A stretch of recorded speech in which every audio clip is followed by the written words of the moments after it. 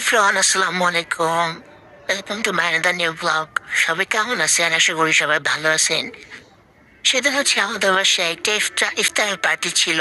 তো সেখানে হচ্ছে চিকেন ফ্রাই আর নানুটি রান্না করছিল।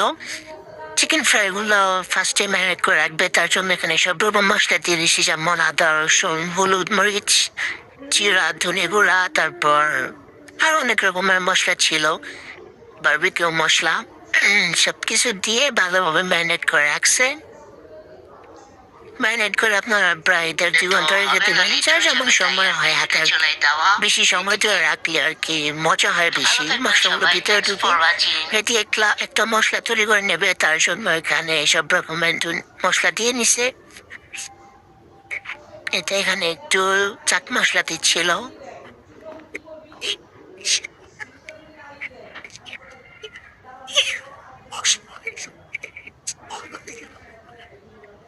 তারপর এখানে হালকা একটু চিনি অ্যাড করতেছিল। তারপর হালকা একটু কর্নফ্লাওয়ার দিলে আর কি চিকেন ফ্রাইটা একটু ক্রিস্পি হবে, তার জন্য একটু মজা মজা হওয়ার জন্য।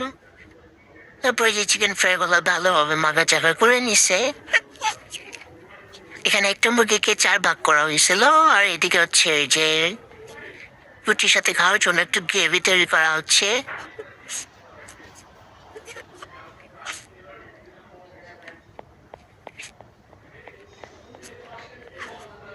আর এখানে হচ্ছে চিকেন ফ্রাইগুলো ভাজতে দিয়ে দিছে, 2টা চুলাই দিছিল, কারণ 2টা চুলাই না দিলে হবে না, অনেক লেট হয়ে যাবে, তাই আর কি 2 সাইডে দেওয়া যেন একটু তাড়াতাড়ি হয়ে যায়।